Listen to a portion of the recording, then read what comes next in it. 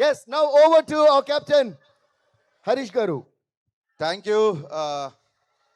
ఉదయాన్నే లేచి సూర్యుడికి దండం పెట్టి ఒక రోజు ప్రారంభించడం మనందరికీ అనాదిగా వస్తున్న ఆచారం. ఆ సూర్యుడికి, ఆదిత్యుడికి, ఆ భాస్కరుడికి దండం పెట్టి డే మొదలు పెడతాం.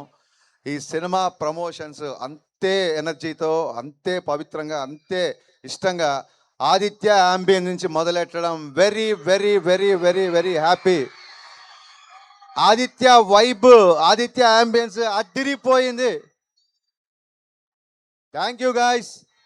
మీ కాలేజ్ అయిపోయిన తర్వాత కాసేపే ఉంటారు అంటే మేము చాలా ఎర్లీగా స్టార్ట్ చేసి వచ్చాం. Actually thank you సర్జీ. 6:30కి ముహూర్తం అనుకున్నాం. మా ముహూర్తం పెట్టిన అఖిల్ ఇక్కడే ఉన్నాడు. ముహూర్తం 6:30 కంటే ఆ టైంకి స్టార్ట్ చేసి వచ్చింది. And you made it. Thank you so much. మీరు ఆల్రెడీ వచ్చారు, సాంగ్ మధ్యలో డిస్టర్బ్ చేయకూడదని రాలేదు. సాంగ్ చూస్తున్నారు కదా, ఇక్కడ రెండే కట్అవుట్లు ఉన్నాయి. ఒకటి పవర్ స్టార్ది, ఒకటి రాక్ స్టార్ది. శ్రేయాస్ మీడియాస్ వాళ్ళు మాకు ఫోన్ చేసి నవీన్ గారి ఫొటోసు, రవి గారి ఫొటోస్, మీ ఫొటోస్ పంపించండి, మీకు కట్అవుట్లు పెడతామన్నారు. అంటే నేను క్లియర్గా చెప్పా, అక్కడ ఓన్లీ పవర్ స్టార్ కట్అవుట్ ఉండాలి, రాక్ స్టార్ కట్అవుట్ ఉండాలి అని చెప్పాను. అంటే దేవిశ్రీ ప్రసాద్ గారికి ఎప్పుడో కానీ, దేవిశ్రీ ప్రసాద్ గారికి మా గౌరవం, మా ప్రేమ చూపించుకునే అవకాశం ఎప్పుడో కానీ రాదు. ఇది ఏదో మేము త్యాగం చేసామనో లేకపోతే మా కట్అవుట్ వద్దనుకున్నామని కాదు. ఇలాంటి చిన్న చిన్న విషయాల్లో మా గ్రాటిట్యూడ్, మా రెస్పెక్ట్ డిఎస్పీకి చూపించడానికి మాత్రమే, ఇంకెవరికి కట్అవుట్ ఇక్కడ పెట్టలేదు. ఆయన నా సినిమాకి మ్యూజిక్ చేశాడనో లేకపోతే ఆయన స్టేజ్ మీద ఉన్నాడని చెప్పట్లేదు. ఆయన ఆనందం సినిమా చేస్తున్నప్పుడు నేను అసిస్టెంట్ డైరెక్టర్ కూడా కాదు. నేను ఆనందం సినిమా చూసి బయటకు వచ్చి లైఫ్లో ఎప్పుడైనా సరే ఈ మ్యూజిక్ డైరెక్టర్తో పనిచేస్తే చాలు దేవుడు అని దేవుడిని కోరుకున్నాను. దేవుడు ఒక్కసారి కాదు 3 సార్లు ఇచ్చాడు. ఇంకో 3 సార్లు ఇవ్వాలని మనస్ఫూర్తిగా కోరుకుంటున్నాను. అంటే ఇవాళ మ్యూజిక్ కాబట్టి ఆయన పొగటం కాదండి. డిఎస్పీ అనేది నాకు జస్ట్ మ్యూజిక్ డైరెక్టర్ కాదు, నా ఫ్రెండ్ కాదు, నా బ్రదర్ కాదు. ఆయన చెప్పినట్టు DSP is an emotion for me. DSP is an emotion for me. అంటే ఎలాంటి ఎమోషన్ అంటే, నిన్నటి వరకు అసిస్టెంట్ డైరెక్టర్గా ఉన్న ఒక వ్యక్తిని తన మ్యూజిక్తో ఓవర్ నైట్లో స్టార్ డైరెక్షన్ చేసే సత్తా ఉన్న ఏకైక మ్యూజిక్ డైరెక్టర్ డిఎస్పీ. ఈ విషయం ఆయనతో చాలాసార్లు చెప్పితే ఇలా అంటే, సర్జీ నాదేం లేదు, డైరెక్టర్ సిచ్యువేషన్ బట్టే పాట వస్తుంది, డైరెక్టర్ని బట్టే మ్యూజిక్ వస్తుంది అని చెప్పి తన కష్టాన్ని కూడా మా ఖాతాలోకి అవలీలగా వేసేసి అలా నవ్వుతూ వెళ్ళిపోతుంటాడు డిఎస్పీ. అందుకే డిఎస్పీ అంటే నాకు ఇష్టం, ప్రాణం. లిరిక్స్కి రిథమ్కి, బీట్కి, వాయిస్ అన్నీ క్లియర్గా వినిపించడానికి, ఒక పాట యొక్క సంపూర్ణ తత్వాన్ని మీకు ప్రజెంట్ చేయడంలో అంకిత భావంతో పనిచేసే one and only music director of this generation Devi Sri Prasad.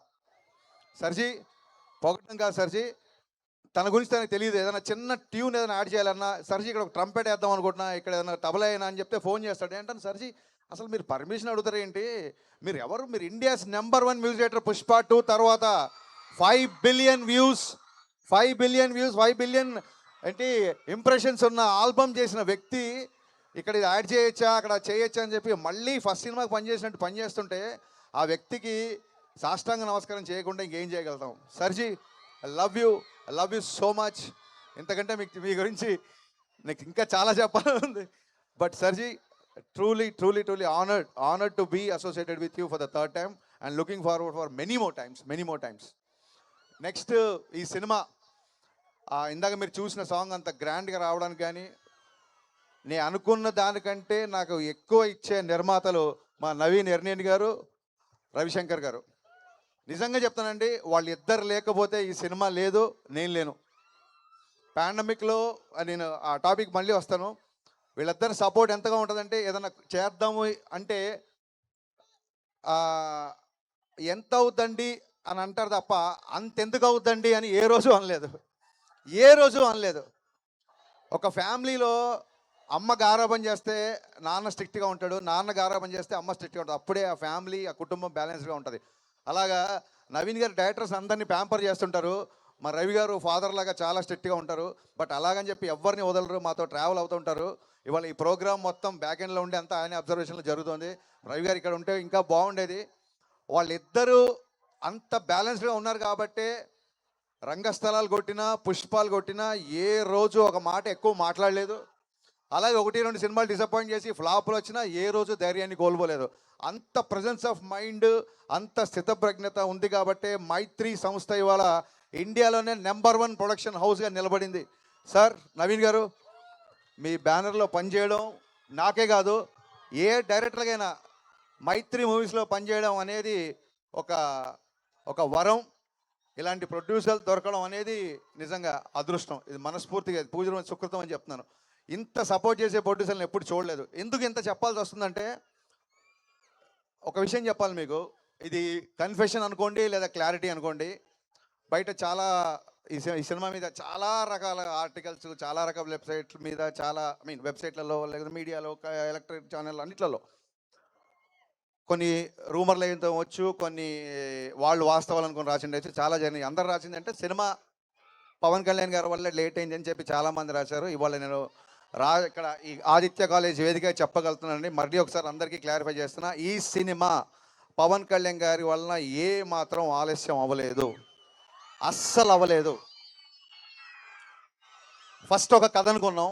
First అంటే సినిమా ప్రమోషన్ స్టార్ట్ చేసిన తర్వాత నాకు ఉస్తాద్ భగత్ సింగ్ గురించి కంప్లీట్గా మాట్లాడడానికి దొరికిన అవకాశం వేదిక ఇదే కాబట్టి చెప్తున్నాను. వేరే సినిమా ఫంక్షన్కి వెళ్ళినప్పుడు ఉస్తాద్ అప్డేట్ అనుస్తారు, అప్పుడు మన సినిమా గురించి చెప్పడం కరెక్ట్ కాదని ఎప్పుడు చెప్పలేదు. ఫస్ట్ ఒక కాలేజ్ బ్యాక్డ్రాప్లో లవ్ స్టోరీ, ఎందుకంటే గబ్బర్ సింగ్లో బాగా మాసిగా చూపించారు, నాకు ఆయన ఒక జల్సా ఖుషీ లాగా చూపించాలని చెప్పి ఒక కాలేజ్ బ్యాక్డ్రాప్ లవ్ స్టోరీ అనుకున్నాం. సినిమా అనౌన్స్ కాడి నుంచి ఎక్కడికి వెళ్ళినా సరే, అన్న ఇంకో గబ్బర్ సింగ్ ఎప్పుడు అని చెప్పి సోషల్ మీడియాలో అవ్వచ్చు, బయట అవ్వచ్చు, సినిమా లవర్స్ అవ్వచ్చు, ఫ్యాన్స్ అవ్వచ్చు, అరే వీళ్ళు ఇంకా ఎక్కువ అదే మాస్, అదే ఒక ఫుల్ టు ఎంటర్టైన్ ఎక్స్పెక్ట్ చేస్తున్నారు, ఎక్కడో మేము అనుకున్న కదా కొంచెం క్లాస్ అవుతుంది అని చెప్పి ఆ తర్వాత ఐడియా డ్రాప్ చేద్దాము, ఇంకో థాట్కి వెళ్దామా అన్న ఒక సందిగ్ధంలో ఉన్నప్పుడు ఆ పాండమిక్లో నేను చాలా మెంటల్ డిప్రెషన్కి వెళ్ళిపోయాను. నా మెంటల్ హెల్త్ కూడా చాలా దెబ్బతింది అప్పుడు. సో ఈ కట్ చేద్దామా ఇంకో కట్ చేద్దామా అన్న సందిగ్ధంలో నా వల్ల కొంచెం టైం వేస్ట్ అయింది. ఆ తర్వాత ఒక రీమేక్ అనుకున్నాము, అది పెద్దగా ఎగ్జైట్ అవ్వలేదు ఎవరము. ఆ తర్వాత అది పక్కన పెట్టేసాము. ఎందుకంటే ఆయన లైనప్స్ చూస్తుంటే కొన్ని క్లాస్ సినిమాలు ఉన్నాయి ఆయన చేస్తున్నప్పుడు, అప్పటికి ఆ సినిమాల అనౌన్స్మెంట్ కూడా వచ్చేసింది. సో డెఫినెట్గా ఇలాంటి పాటలు ఉండే సినిమాలు అయితే లైనప్లో నాకు ఎక్కడ కనబడలేదు. సో డెఫినెట్గా మళ్ళీ ఫ్యాన్స్ అందరూ మళ్ళీ చూసే సినిమా చేయాలి, కొంచెం లేట్ అయినా పర్లేదని చెప్పి మళ్ళీ మా టీం అందరం వర్క్ చేసి కళ్యాణ్ గారికి మళ్ళీ అనుకుని చెప్పిన తర్వాత అందరూ ఎగ్జైట్ అయిన కంటెంట్తో షూటింగ్ వెళ్ళేసరికి ప్రకృతి సహకరించి, మరి గ్రహాలు తోడున్నా ఏంటో తెలియదు, ఇట్స్ నేచర్ తీసుకున్న టైం, అది సహజ సిద్ధంగా ఆ ప్రక్రియ ఇలా జరిగిపోయింది. ఇన్ఫ్యాక్ట్ పవన్ కళ్యాణ్ గారి వల్ల షూటింగ్ చాలా ఫాస్ట్గా అయిపోయింది. ఆయన మమ్మల్ని ఊపిరి ఆడనివ్వకుండా షూటింగ్ చేశారు. అందుకే అంత ఫాస్ట్గా షూటింగ్ అయిపోయిందని చెప్పి వీడియో రిలీజ్ చేసాం. అంటే పొద్దున్నే క్యాబినెట్ మీటింగ్కి వెళ్ళేవాళ్ళు, సరే సార్ విజయవాడకి వెళ్ళిపోయారు కదా, ఇంకే వాళ్ళ షూటింగ్ ఉండదంటే రేపు వెళ్ళి వేరే ప్లాన్ చేద్దామంటే సడన్గా సార్ బయలుదేరారు, నైట్ షూట్ చేస్తారని చెప్పి సార్ వాళ్ళ టీం ఫోన్ చేసేవాళ్ళు. ఇమ్మీడియట్గా మేము నైట్ షూటింగ్ ప్లాన్ చేసేవాళ్ళం. అంటే పొద్దునంతా క్యాబినెట్ మీటింగ్ అటెండ్ అయ్యి ఆయన నైట్ ఫ్లైట్కి హైదరాబాద్ వచ్చి మళ్ళీ మార్నింగ్ 3-4 వరకు పనిచేసి జస్ట్ ఇంటికి వెళ్ళి షవర్ చేసి మళ్ళీ ఆయన మంగళగిరి వెళ్ళిపోయిన రోజులు ఉన్నాయి. కొన్నిసార్లు 18 గంటలు 20 గంటలు ఆయన పనిచేసిన సందర్భాలు ఉన్నాయి. ఈ సినిమాకి పవన్ కళ్యాణ్ గారు ప్రాణం పెట్టి పనిచేశారు. మనస్ఫూర్తిగా కళ్యాణ్ గారికి కృతజ్ఞతలు చెప్పుకుంటున్నాను. మరిన్ని విషయాలు డెఫినెట్గా ప్రీలీజ్ ఈవెంట్లో మాట్లాడుకుందాం. అండ్ మా ఫేవరెట్ లిరిసిస్ట్ భాస్కర్ పట్ల అన్నయ్య, ఇందాక దేవి గారు చెప్పినట్టు భాస్కర్ పట్ల గారితో పనిచేస్తుంటే గాల్లో తేలినట్టు ఉంటుంది, ఫుల్ బాటిల్ ఎత్తి దించకుండా తాగినట్టు ఉంటుంది, దమ్ము లాగినట్టు ఉంటుంది. అన్నయ్య మామూలుగా ఎక్కవలేదు. నేను మొన్న ట్విట్టర్లో ట్విట్టర్లో కూడా పెట్టా. అంటే ఆయన చెప్పినట్టు ఎవరు దిగాలుగా ఉన్నా లేచి గంతులేసి ఒక న్యూ ఫేజ్ ఆఫ్ లైఫ్లోకి ఎంటర్ అయ్యే ఒక మూమెంటం ఇచ్చే సాంగ్ ఇది. కమర్షియల్ సాంగ్ అయినప్పటికీ, డ్యాన్స్ ఉన్నప్పటికీ కళ్యాణ్ గారు ఎప్పుడు ఒకటే చెప్తుంటారు, ప్రయత్నంలో లోపం ఉండకూడదు, ఫలితం మన చేతిలో ఉండదు.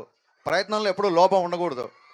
ప్రయత్నంలో లోపం లేదు కాబట్టే ఆయన ఒకసారి అపజయాన్ని చూసినా సరే ఇవాళ మళ్ళీ డిప్యూటీ సీఎం స్థాయిలో ఉన్నారంటే దట్ ఈజ్ నథింగ్ బట్ ప్రయత్నంలో లోపం లేకపోవడమే. అంటే ఇది రాజకీయాలు మాట్లాడే వేదిక కాదు, సందర్భం అంతకన్నా కాదు. కానీ మా హీరో ఒక అకుంఠిత దీక్షతో, ఒక అంకిత భావంతో ఫలితాన్ని ఆశించకుండా పనిచేస్తాడని చెప్పే ఉదాహరణలో భాగంగా ఏం చెప్పాల్సి వచ్చింది. సో దట్ ఈస్, నాకు తెలుసు మీరందరూ ఇక్కడ చాలామంది చాలా మంది పిఠాపురం గారి ఎమ్మెల్యే గారి తాలూకా కదా, నేను మాత్రం పవర్ స్టార్ పవన్ కళ్యాణ్ గారి తాలూకా. సో సీ యూ గాయ్స్, సమ్మర్లో కలుద్దాం. డేట్ ఫిక్స్ అవగానే మళ్ళీ చాలా గ్రాండ్గా అనౌన్స్ చేస్తాం. Thank you once again. ఆదిత్యతో ఉస్తాద్ భగత్ సింగ్ ప్రమోషన్ స్టార్ట్ అవుతున్నాయి. ఇక నుంచి అప్డేట్ల వరద చూస్తారు మీరు. Thank you all once again. Thank you so much. Love you. Step is the భూకంపం